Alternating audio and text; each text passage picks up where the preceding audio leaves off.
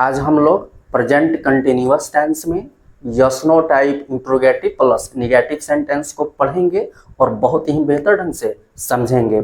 अगर आप अभी तक चैनल को सब्सक्राइब नहीं किए हैं तो प्लीज़ सब्सक्राइब कीजिए, बेल आइकन को प्रेस कीजिए ताकि सभी लेक्चर्स का नोटिफिकेशन आपको मिलते रहें, क्योंकि यहाँ पे जो भी कंटेंट प्रोवाइड किया जाता है ये कहीं और आपको नहीं मिलेगा।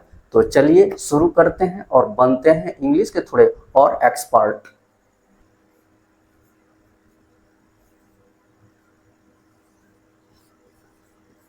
Yes no type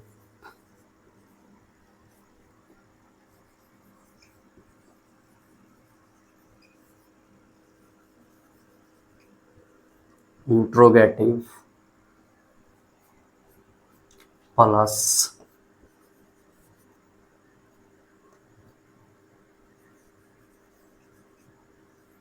negative sentence.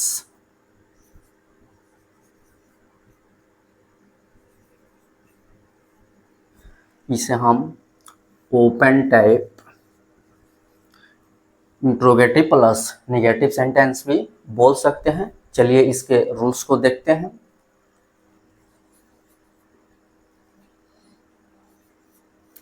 Is am are plus subject plus not plus V4 plus object plus note of interrogation. इसका एक और स्ट्रक्चर होता है जिसमें नोट जो होता है इज एम आर के बाद शिफ्ट हो जाता है, उसे भी देख लेते हैं। Is am are plus not plus subject plus V4 plus object plus note of interrogation. आप यहाँ पे is am are plus not का शॉर्ट फॉर्म भी लिख सकते हैं।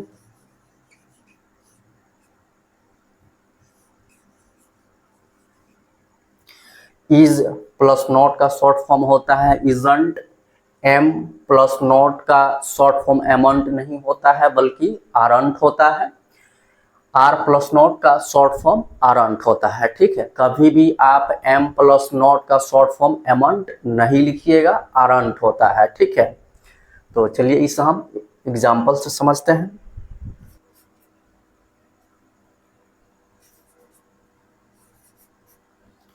क्या आप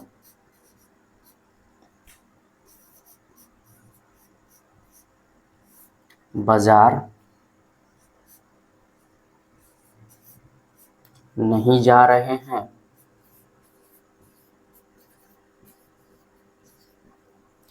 तो हमारे सामने कोई भी सेंटेंस है तो सबसे पहले उसे हमें आइडेंटिफाई करना चाहिए, पहचानना चाहिए। तो देखिए इस सेंटेंस में हिंदी क्रिया के अंत में आया है रहे हैं। इससे पता चलता है कि ये प्रेजेंट कंटिन्यूअस टेंस में है। इसके जस्ट बाद हमें टाइप्स ऑफ सेंटेंस पता करना चाहिए। तो देखिए ये सेंटेंस क्या से भी शुरू हो रहा है और इसमें निगेटिव वर्ड नहीं भी आया हुआ है। इससे पता चलता है कि ये sentence yes no type interrogative plus negative है। जैसे ये पता चले इसका जो भी स्ट्रक्चर होता है हमें याद आ जाना चाहिए। क्या है structure? Is am are plus subject plus not plus V4 plus object plus note of interrogation. इसका एक और स्ट्रक्चर होता है जिसमें नोट जो होता है इज एम आर के बाद शिफ्ट हो जाता है। आप चाहें तो is am are plus not का शॉर्ट फॉर्म भी लिख सकते हैं। चलिए इसे हम ट्रांसलेट करते हैं। तो सबसे पहले हमें यहाँ पे इज एम आर लिखना है, तो हम खुद से यहाँ पे न इज का प्रयोग कर सकते हैं, न आर का प्रयोग कर सकते हैं और ना ही एम का प्रयोग कर सकते हैं। इसके लिए हमें सब्जेक्ट चाहिए। सब्जेक्ट ही बताता है कि यहाँ पे इज का प्रयोग होगा कि आर का प्रयोग होगा कि एम का प्रयोग होगा। तो यहाँ पे सब्जेक्ट क्या है? आप। आपका होता है यू। और हम लास्ट लेक्चर्स में पढ़ चुके हैं कि आर का जो प्रयोग होता है ये subject they, we, you and plural number के साथ होता है। तो यहाँ पे आर का प्रयोग होगा। तो लिखेंगे आर उसके बाद सब्जेक्ट आप है तो यू, फिर नॉट, उसके बाद V4 मुख्य क्रिया। यहाँ पे मुख्य क्रिया क्या है? जाना। जाना का होता है गो, जो वर्ब का बेसिक फॉर्म होता है, जिसके अंत में ing जोड़ने से वर्ब का चौथा रूप बनता है, जिसे हम प्रेजेंट पार्टिसिपल भी बोलते हैं। तो हो जाएगा गोइंग। उसके बाद ऑब्जेक्ट। ऑब्जेक्ट क्या है? बाजार।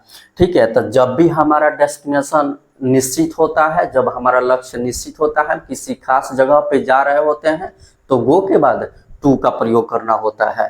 तो यहाँ पे हो जाएगा टू। उसके बाद कहाँ जा रहे हैं? तो बाजार, हो जाएगा मार्केट।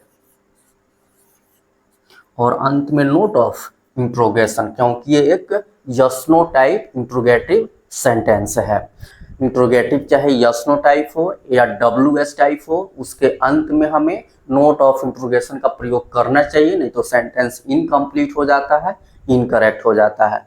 चलिए इसे हम कुछ और एग्जाम्पल से समझते हैं।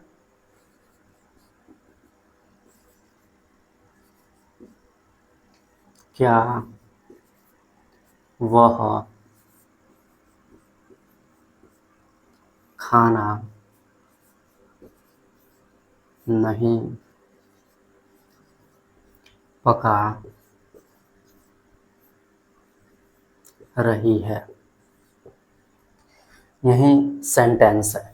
तो देखिए इस सेंटेंस में हिंदी क्रिया के अंत में आया है रही है। इसे पता चलता है ये प्रेजेंट कंटिन्यूअस टेंस में है। इसके जस्ट बाद हमें टाइप्स ऑफ सेंटेंस पता करना चाहिए। देखिए ये सेंटेंस क्या से भी शुरू हो रहा है और इसमें निगेटिव वर्ड नहीं भी आया हुआ है। इसे पता चलता है कि ये sentence yes no type interrogative plus negative है। जैसे ये पता चले, इसका जो भी रूल्स होता है हमें याद आ जाना चाहिए। क्या है rules? Is MR plus subject plus not plus V4 plus object plus note of interrogation.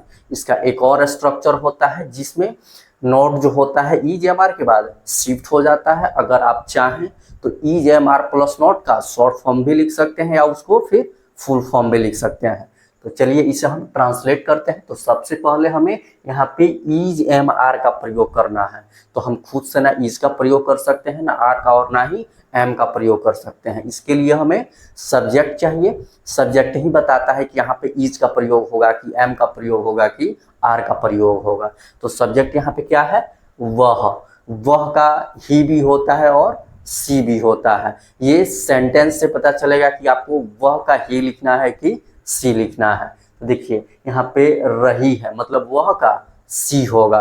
ठीक है, और हम लास्ट लेक्चर्स में ये पढ़ चुके हैं कि इज का जो प्रयोग होता है ये subject he, she, it and singular number के साथ होता है। तो यहाँ पे हो जाएगा इज, फिर इसमें नहीं भी है तो इज और नॉट का शॉर्ट फॉर्म आप इजंट लिख सकते हैं। उसके बाद सब्जेक्ट। सब्जेक्ट क्या है? वह का यहाँ सी हो जाएगा। उसके बाद V4 मुख्य क्रिया। तो यहाँ पे मुख्य क्रिया क्या है? पकाना। पकाना का होता है कुक, जो वर्ब का बेसिक फॉर्म होता है, जिसके अंत में ing जोड़ने से वह वर्ब का चौथा रूप बनता है, जिसे हम प्रेजेंट पार्टिसिपल भी बोलते हैं। तो हो जाएगा कुकिंग फूड। और अंत में नोट ऑफ इंट्रोगेशन है। चलिए इसे हम एक और एग्जांपल से समझते हैं।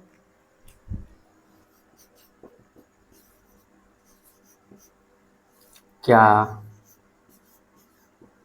मैं एक गाड़ी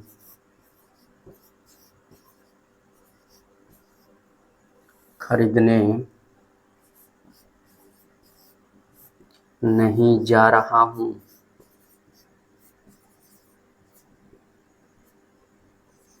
देखिए इस सेंटेंस में हिंदी क्रिया के अंत में आया है रहा हूँ। इसे पता चलता है कि ये सेंटेंस प्रेजेंट कंटिन्यूअस टेंस में है। इसके जस्ट बाद हमें टाइप्स ऑफ सेंटेंस पता करना चाहिए। तो देखिए सेंटेंस क्या से भी शुरू हो रहा है और इसमें निगेटिव वर्ड नहीं भी आया हुआ है। इससे पता चलता है कि ये sentence yes no type interrogative plus negative sentence में है। जैसे ये पता चले इसका जो भी स्ट्रक्चर होता है हमें याद आ जाना चाहिए। क्या है स्ट्रक्चर?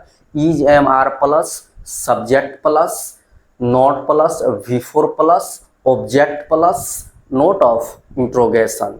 इसका एक और स्ट्रक्चर होता है जिसमें नोट जो होता है इज एम आर के बाद शिफ्ट हो जाता है। अगर आप चाहें तो is am are plus not का शॉर्ट फॉर्म भी लिख सकते हैं। तो चलिए इसे हम ट्रांसलेट करते हैं। तो सबसे पहले हमें ट्रांसलेट करना होगा कि क्या मैं नहीं जा रहा हूँ। ठीक है, पहले इसे हमें ट्रांसलेट करना होगा। तो सबसे पहले हमें यहाँ पे इज एम आर का प्रयोग करना होगा। तो हम खुद से ना यहाँ पे इज का प्रयोग कर सकते हैं, ना आर का प्रयोग कर सकते हैं और ना ही एम का प्रयोग कर सकते हैं। इसके लिए हमें सब्जेक्ट चाहिए। सब्जेक्ट ही बताता है कि यहाँ पे इज का प्रयोग होगा कि एम का प्रयोग होगा कि आर का प्रयोग होगा। तो यहाँ पे सब्जेक्ट क्या है?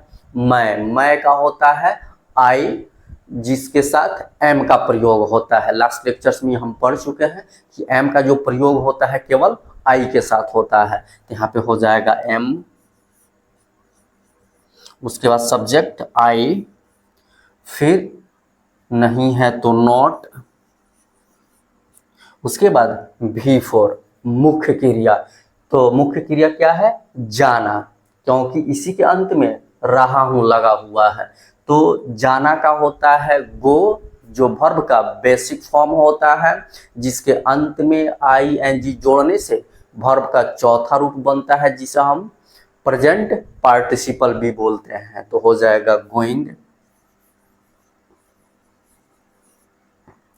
उसके बाद ऑब्जेक्ट। तो यहाँ पे मेन वर्ब का कोई ऑब्जेक्ट नहीं है। उसके बाद यहाँ पे देखिए एक और वर्ब है जिसके अंत में ने लगा हुआ है। तो हम ये पहले भी पढ़ चुके हैं कि जिस हिंदी क्रिया के अंत में ना, ने, नी लगा होता है उसका अनुवाद हमें इन्फिनेटिव 2 प्लस V1 के साथ करना होता है। तो देखिए यहाँ पे खरीदने के अंत में ने लगा हुआ है, तो इसका अनुवाद हमें इन्फिनेटिव 2 प्लस V1 के साथ करना है।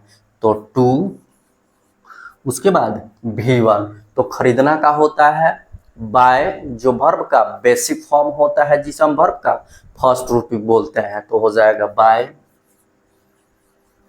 उसके बाद ऑब्जेक्ट। तो क्या खरीद रहा है? एक गाड़ी खरीद रहा है। खरीदना का प्रभाव जो है एक गाड़ी पे है, तो हो जाएगा अ कार। और अंत में नोट ऑफ इंट्रोगेशन, क्योंकि ये एक yes no type interrogative sentence है। इंट्रोगेटिव चाहे यस नो टाइप हो या WS टाइप हो, उसके अंत में हमें नोट ऑफ इंट्रोगेशन का प्रयोग करना चाहिए, नहीं तो सेंटेंस इनकम्प्लीट हो जाता है, इनकरेक्ट हो जाता है। आज यहीं तक रहने देते हैं। नेक्स्ट लेक्चर में हम WS type interrogative plus negative sentence को पढ़ेंगे और ऐसे ही एग्जाम्पल से समझेंगे। अगर लेक्चर अच्छा लगा हो तो शेयर कीजिए, लाइक कीजिए, कमेंट कीजिए, चैनल को सब्सक्राइब कीजिए, बेल आइकन को प्रेस कीजिए ताकि सभी लेक्चर्स का नोटिफिकेशन आपको मिलते रहे। हमारे साथ बने रहने के लिए आप सभी को बहुत बहुत धन्यवाद। Okay, thanks.